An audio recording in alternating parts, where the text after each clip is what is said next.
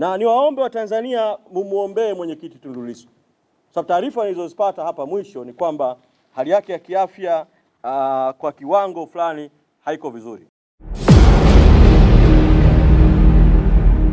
Usisahau kusubscribe, like na kucomment. Juu ya wanachama waliokamatwa kuanzia tarehe 4 mwezi Julai na kwamba polisi walitoa taarifa watu 130, swali lako ni kwamba kwa sasa kuna wanachama wangapi?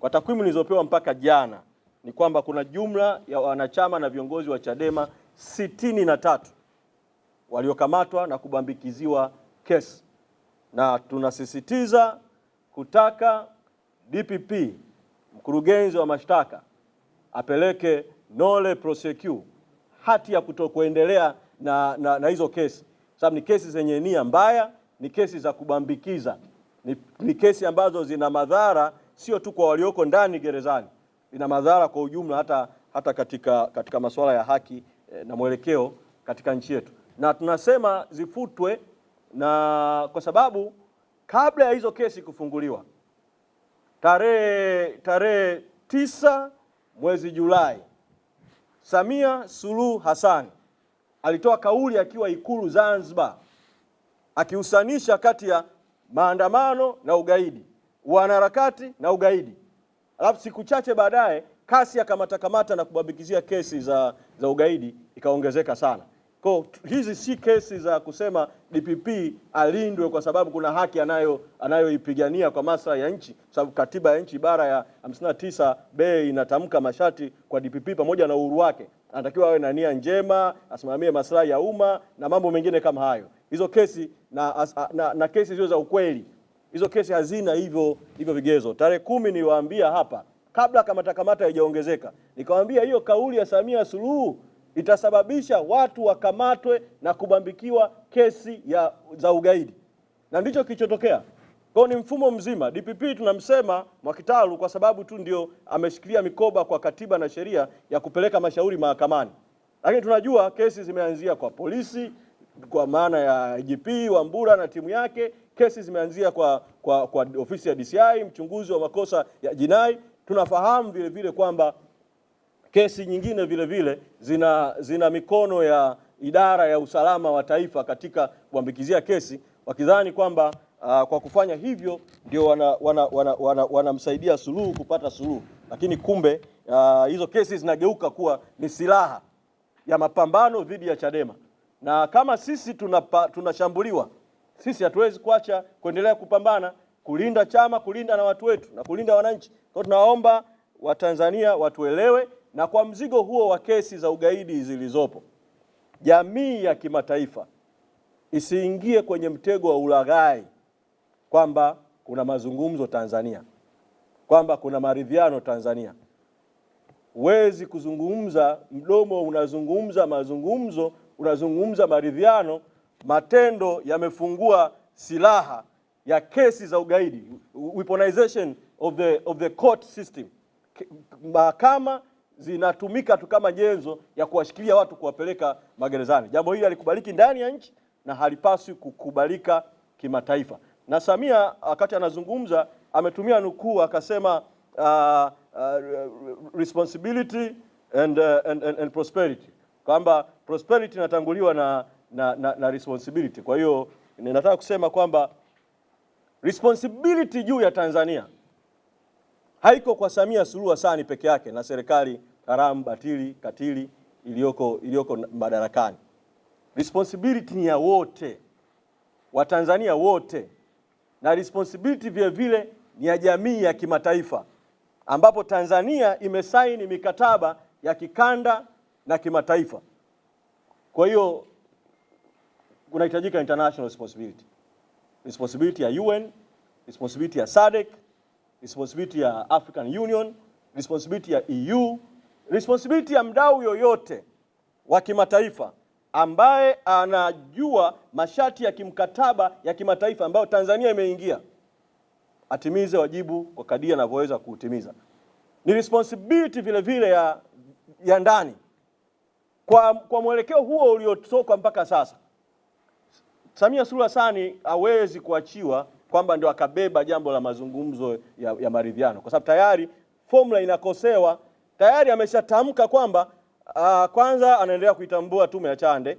Pili, amesema karibuni atateua wajumbe wa tume ya Jilila, ile tume ya uchunguzi wa jinai, tume ambayo inajengea kwenye ripoti ya Chande ambayo tayari imeshakosewa, tume ambayo inatuhuma ya kwamba inaundwa kutaka kuwalenga watu, kuilenga Chadema, kumlenga Lissu. Sasa yeye amefunga masikio, anaendelea na tume ya Lila. Wakati huo huo anasema amebadili kidogo msimamo, ambao ni jambo unaweza ukaliona amesogea kidogo kutoka katika kauli aliyoitoa mwezi Aprili, ambapo alikuwa amesema tume zitakuwa 4: tume ya Chande, baada ya hapo tume ya jinai, baada ya hapo tume ya maridhiano, baada ya hapo tume ya katiba. Sasa amesema kwamba kutaundwa tume ya maridhiano itakayohusika na katiba. Kwa ukisikiliza kijuujuu unaweza kudhani sasa mchakato wa katiba unaanza, lakini haya yanatolewa wakati Lissu yuko gerezani, na Lissu ni kiunganishi cha Watanzania wengi sana. Haya yanaendelea, Chadema inashambuliwa viongozi wake kwa kesi ya ugaidi, wakati huo kuna mamluki wanatumika dhidi ya Chadema, na mamluki ambao wana ukaribu na watawala. Unaona kabisa kwamba huku wanatangaza amani, huku wanaendelea na vita. Kwa hiyo ni jambo ambayo watu wasome alama za nyakati. Na katika hali hii niwaombe viongozi wa dini wa Tanzania, wako wengi, lakini hasa madhehebu makuu ya nchi yetu, Waislamu kwa Wakristo. Kwanza kile alichokisema Samia Suluhu wakati anapokea ripoti ya Chande mwezi Aprili, kwamba kwa hali iliyotokea mwaka 2025 na hali ya nchi yetu, nchi inahitaji uponyaji, nchi inahitaji maombi ya taifa ya uponyaji, na kanukuu aya za Qurani na Biblia. Lakini toka wakati akijafanyika, ni wajibu sasa wa viongozi wa dini, Waislamu kwa Wakristo, kukaa pamoja, kwa sababu hawa walioko hawawezi, hawana uwezo huo, hawana uadilifu huo, hawana kukubalika huko. Wakae, watafute namna, tuombe toba ya nchi yetu, tuombe uponyaji wa nchi yetu, lakini wasiishie tu kuomba. Tumuombe Mwenyezi Mungu atende miujiza yake ya haki. Lakini wakati huo huo viongozi wa dini wana mamlaka, wale wenye kuheshimika, wale wenye kuishi haki na uadilifu, wana mamlaka ya kuwa wapatanishi wa haki wa ndani, wasuluhishi wa haki wa ndani, ili waweze kushirikiana na wapatanishi na wasuluhishi wengine wa kimataifa kutafuta namna ya kutoka kama taifa. Ni vyema tukazisikia sauti za viongozi wa dini, na sio sauti tu za maneno. Ni vyema vile vile tukaona jitihada. Tunawashukuru kwa nyakati mbalimbali, wako ambao wameonyesha jitihada nyingi sana, lakini nawaomba msichoke. Nchi bado inawahitaji. Misimamo yenu dhidi ya batil, ya kutaka haki, inahitajika. Sauti yenu ya kinabii inahitajika. Niwaombe sana viongozi wa dini nao waweze kuendelea kutimiza wajibu walioanza, na wale ambao hawakuanza waanze, kwa sababu jambo hili, mambo haya yanayoendelea sio ya Chadema na CCM pekee. Haya ni mambo ya nchi, na ukishazungumza mambo ya nchi, viongozi wa dini na viongozi wa kiroho ambao kwa imani zetu tunaona ni wawakilishi wa kazi ya Mungu hapa duniani, wana wajibu na hilo ni ombi kwao. Wafahamu tu kwamba, nimalize kwa ufupi kwenye hili, nilisema juu ya msimamo wa mwenyekiti Tundu Lissu ni ule msimamo wa chama, na sisemi haya kwa kuyasema tu kwa nasibu. Pamoja na kuwa tumezuiwa kumuona gerezani, hatukutoa kauli toka tarehe 30 rais alivyozungumza, kwa sababu rais alitumia maneno akasema, na nukuu alichokisema, kuna mwenzetu mmoja bado anaendelea kutafakari, tunaendelea kupokea misukumo yake, condition zake, matakwa yake. Akaendelea, ndio mambo yanavyoendeshwa katika nchi. Katika hali ya kawaida sisi viongozi wa Chadema tulioko nje tuliona hii kauli haituhusu, kwa sababu hatujawahi kuanza kutafakari, kwa maana kama vile kubadilisha msimamo au nini. Hatujakaa kikao cha chama kutofanya hiki. Kwa rais akusema kitu sahihi, akusema kitu sahihi kabisa kuhusu Chadema, lakini kwa sababu hakutaja Chadema, akasema labda pengine hiyo tafakari mbadala inamhusu mwenyekiti Tundu Lissu gerezani. Kafanya utaratibu wa kujua msimamo wa mwenyekiti ni upi kwa siku kadhaa. Tukapata moja, toka azungumze na aliyekuwa rais wa Malawi Chakwera, aliyekuja kwa niaba ya UN, hakuna msuluhishi au mtu mwingine aliyefanya mazungumzo naye ikiwemo wa serikali. Kwa hiyo hoja ya kutafakari haihusiki kabisa.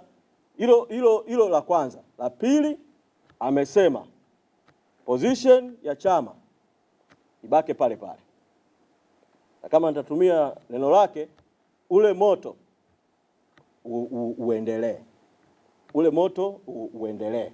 Kwa hiyo hii ya kutafakari si kweli kwa Chadema wala si kweli kwa mwenyekiti Tundu Lissu. Na niwaombe wa Tanzania mumuombee mwenyekiti Tundu Lissu. Sababu taarifa nilizozipata hapa mwisho ni kwamba hali yake ya kiafya kwa kiwango fulani haiko vizuri. Kwa kawaida alikuwa ana uwezo wa kuzunguka kwenye mazoezi kwa siku, alikuwa anasema kwamba anazunguka raundi 50 kwa mazoezi ya kuzunguka. Lakini sasa anazunguka raundi 20 peke yake kwa sababu ya maumivu makubwa ya nyonga na maeneo mengine ya nchi. Tumwombee mwenyekiti Tundu Lissu, tujitokeze kwa wingi kumuona mahakamani atakapoletwa tarehe 10 mwezi Agosti. Lakini ufumbuzi wa jambo hili ni rahisi sana. Wala hakuna sababu ya kupoteza muda wa mahakama na kupoteza muda wa Watanzania mahakamani. Ni mkurugenzi wa mashtaka tu kufanya kama kile alichokifanya wakati mwaka 2021 mpaka 2022 aliyekuwa mwenyekiti wetu wakati huo mwenyekiti Freeman Mbowe alipobambikiwa kesi ya ugaidi, akawa gerezani kwa miezi. Baadaye ukweli na hekima ikatawala, kesi ikafutwa. Sasa ukweli huo na hekima itamalaki hapa. Tusiendelee kuzungumza chochote bila kwanza kesi ya mwenyekiti Tundu Lissu kufutwa, awe huru. Tukae vikao kama chama, tujipange kwenda mbele. Asanteni sana na Mwenyezi Mungu awabariki sana. Ili kwa wa kwanza kupata habari zetu, tafadhali usisahau kusubscribe, like na kucomment.